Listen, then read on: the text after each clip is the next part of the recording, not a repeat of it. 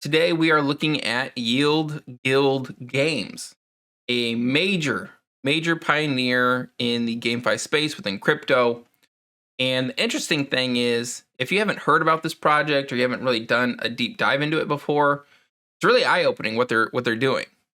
So their project sits at the intersection of three main things: NFTs, DeFi, and crypto gaming. And like the solution that they brought into the marketplace to really get exposure to each of those is just so smart. And now you see a whole bunch of copycats, other gaming DAO type projects try and emulate what they're doing. I think, again, this thing is just awesome project, and I'm excited to kind of review it on the channel today. Quick disclaimer, I'm just some random guy on the internet who makes cryptocurrency content, obviously not financial advice. Half the time, I don't know what I'm doing. I do also have Yield Guild games in my portfolio, so take that as you will. With all that said, let's chug on. So I've listened to a few AMAs from Yield Guild games, and pretty much how I understood it is Beryl and Gabby have been working in and out of cryptocurrency going back to 2013. They got together to create Yield Guild games. And the reason for that was that they saw an opportunity in how folks are engaging with that game, right? So you kind of have two pockets of people in crypto right now. You have people who have money, like all of us on the call or on this video for the most part, but you don't have time. You have a 9-to-5 job, you have family, whatever.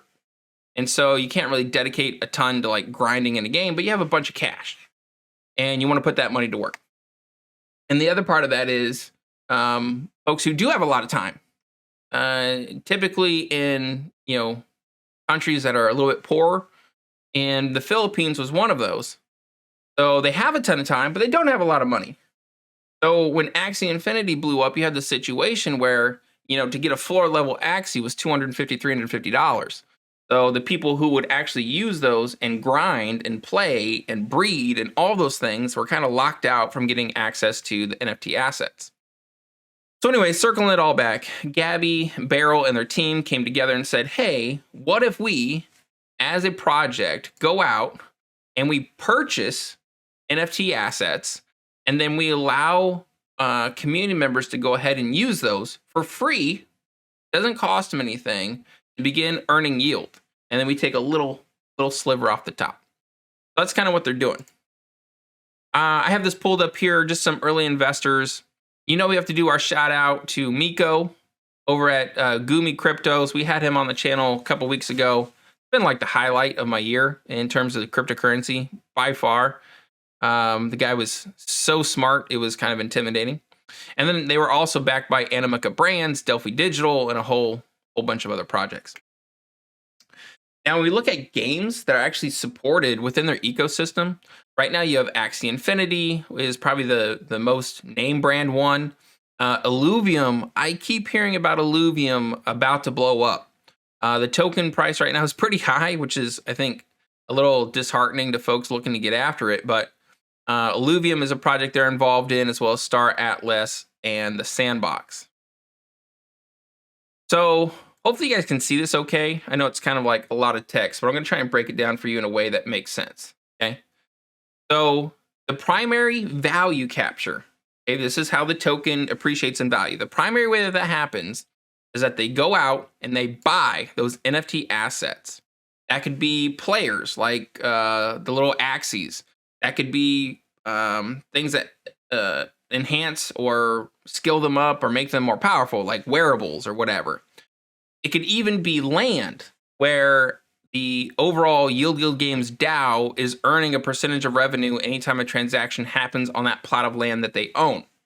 Okay? And then, as we mentioned, they go ahead and they take those assets and they turn them over to their community members to go ahead and begin using them and earning yield. So you have all these players who all day long, all they do is play Axie Infinity and these other games, and they grind out like the perfect, no waste, best way to go ahead and maximize their returns. And so the scholar goes ahead and they keep 70% of the profits. 20% goes to what's called a manager. So that's someone who's kind of like an intermediary between the scholar, you have your manager, then you have Yield Games at the top. And their job really is to make sure new folks who are coming in know the strategies and the ways to go ahead and maximize their returns and their potential. And then 10% goes ahead and hits the DAO at the back end. Okay.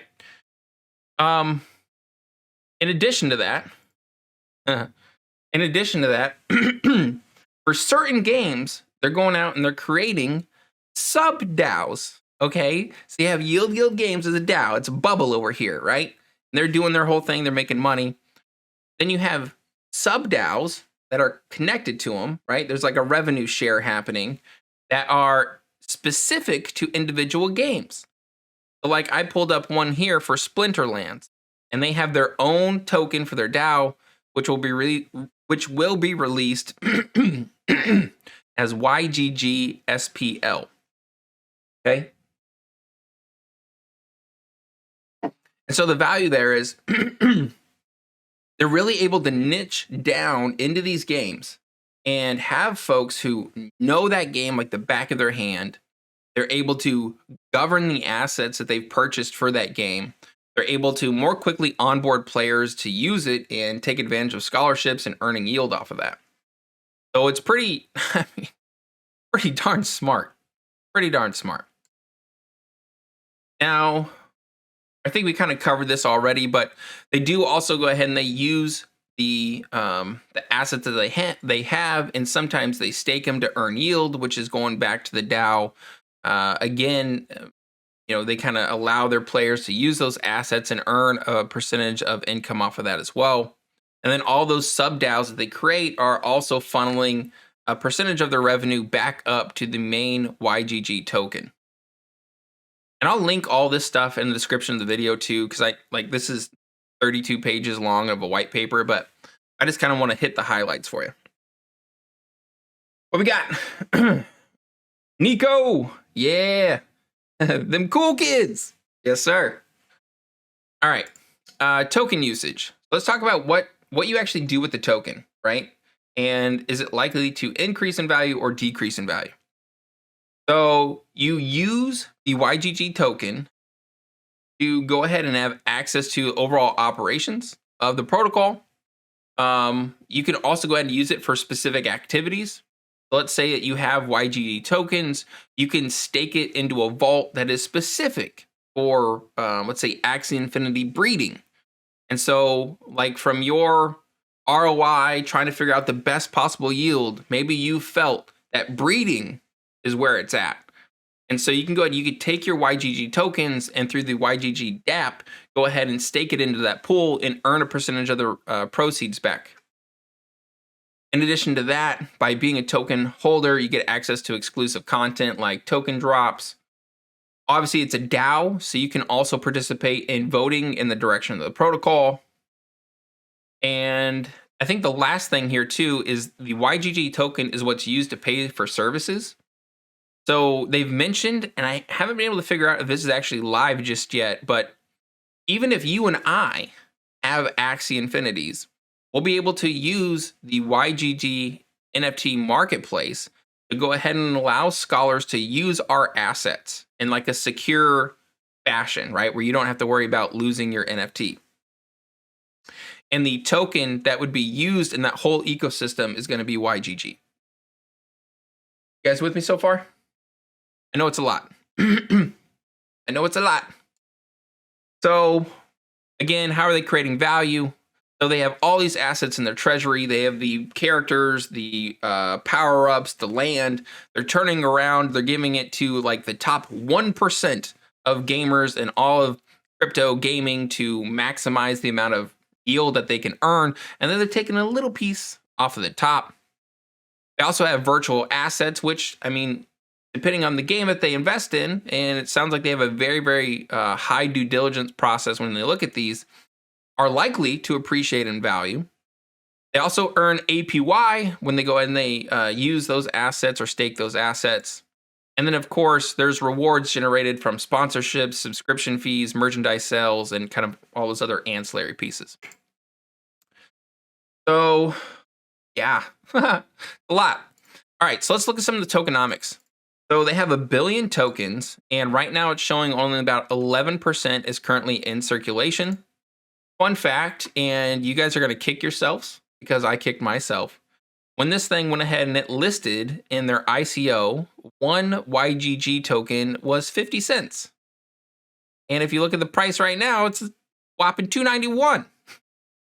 So imagine like the next bull market. I mean, again, I know we've mentioned it a ton, but like being able to access white lists, ICOs, private sales is like big brain play when it comes to GameFi. What else did we have? Yeah, we covered that already. Okay, so let's look at some of the token allocation. We have 1 billion total tokens. It's worth noting it is not inflationary or deflationary. There's always going to be 1 billion tokens, and that's it. They're not adding, subtracting, anything. So let's look at this thing. So they have 13% noted for the treasury. So that treasury is used to go ahead and buy assets in other games that they want to support the ecosystem and its growth. That is currently no lockup period on that 13% of those tokens. Then you go ahead and you have the founders, which are down here. They have a 2-year lock and then a 3-year vesting. Advisors, which are right here, the 1.85, they have a 1-year lock and then a 1-year vesting. Investors, 20% are unlocked right away. So as soon as the token was created. And then they have a 1-year vesting. And then finally, the community. So that's allocations, which we'll kind of show here. Maybe I don't have it up. Hold on. Stick with me. Hold on. It's down here somewhere. And there it is. That's where 45% of the token goes. And it's all in their white paper about different ways that they're using it. Creating badges for new participants to YGG, rewarding leveling up within their ecosystem, and a bunch of other stuff. Cool. So I guess, if you were asked me what to take away from that, a couple things. One, we looked at the token that circulation right now. It's what's that? 112 million. Nope. Okay. Nope, not that one. Hold on. I'm ruining my slides. Okay, so it's 112 million, right? And at the end of this year, it's going to be almost 4x. Okay, so you're going to have a fair bit of YGG tokens being unlocked and coming into the marketplace. Now, one thing, I don't know if we covered this. I'm going to jump around here a little bit. Now, we talked about the investors. They have their first major unlocks happening in June of 2022. So really just a couple months away. And then as you can kind of see, running through 2025, 2026, there's going to be some potential downward pressure on them selling. Now, if they'll sell, will they sell? Who knows? Some folks feel like venture capital firms go ahead and they sell right away to lock in their profits. Others, like the big name brand venture capital firms, typically a pretty poor vote of confidence in the project if you were to go ahead and you'd sell like as soon as your unlock came up. So a few different things that happen there. Let's talk about a bear and bull scenario, okay? I'm going to give you a few potential pump triggers as well as a few potential dump triggers, and hopefully we can kind of come to somewhat of an understanding near the end. So I think for yield games, honestly, it's like an index fund, right? Because by owning the token, you're getting exposure to DeFi, you're getting exposure to NFTs, you're getting exposure to GameFi all in one place. And not only that, but out of anybody who would know how to maximize the yield in NFT assets, engaging a player base, all that stuff, it's likely going to be the people who've been doing it for over a year, who manage thousands and thousands of scholars who are playing these games every single day. So from that standpoint, I think it's hard to argue against a bull case for YGG. I think in addition, if you look at usage, right? So if they're able to continue to attract users, continue to get new scholars into their existing games and new games that they add, that's 10% off the top for every single player every single month. And if you look at like all the impoverished countries and the opportunity for them to earn more money playing video games than their local school teacher, It's very real. That's kind of how Axie blew up in the Philippines. I think in addition to that, if we looked at YGG, everything rallies when Bitcoin rallies. And I think legitimate projects rally even harder. So with that being the case, I think there's a ton of potential for this thing to go ahead and pump once we get back into the bull market. We touched on some of their game partnerships. Let's see, where is it? We touched on some of their game partnerships. And this is something that they're adding to. They have a handful actually that aren't up on the website just yet. And I think, again, continuing to add those assets into their portfolio is going to be really, really smart play. And then I think for the news piece, if you look at 2022, 2023, right, it's all about the year of GameFi. And these projects that are aiming for larger releases like Illuvium, Star Atlas is probably on the backside of 2023. Like, there's going to be, hopefully, millions of players coming in and using these things. And that YGG token is still the centerpiece of all of it. Okay? There's kind of the bull scenario. I think we look at the bear scenario, and again, we kind of jumped ahead and we touched on this, but in essence, the token unlocks are starting, and they're going to continue for about 2 years from now. So you kind of have to have a bet that the overall network effects and people actually investing their time in the protocol is going to outpace that vesting schedule. And then you also have token unlocks happening at the exact same time. Okay. Of course, they do also have some kind of risky exposure when you look at how they're investing, right? Like Axie Infinity is their top game, their top project. And so, like when Axie had that hack happened, if something even more detrimental were to happen to like the main project that it whole DAO, it owns assets for, their main community plays in that game, like just a lot of exposure. And so I'm sure they've thought about that internally. I'm sure that they're kind of looking at ways to diversify and minimize that risk. But I think it's definitely something to keep top of mind. And then I just put this in here because I thought it was kind of hilarious. But they are also intimately connected to Axie Infinity's reputation, right? So as Axie kind of gets beat up in the news because a lot of people don't like crypto, a lot of people think it's a scam, especially in GameFi, some of that could go ahead and it could blow back again on YGG. So for me, personally, overall, I love this project. Like I really, really, really love this project.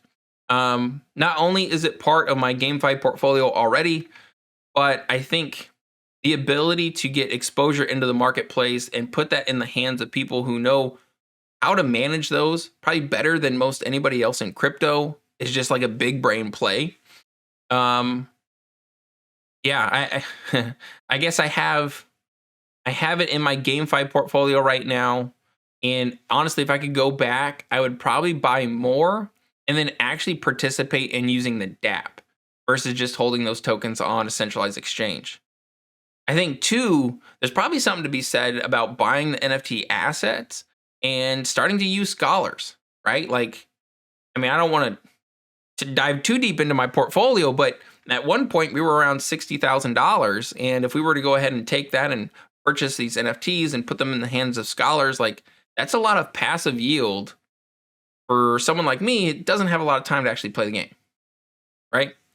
So anyways, there you have it. Yield Games. I think this is something that if you're interested in the GameFi space, if you're interested in investing in the GameFi space, like this is 100% something that you should be following.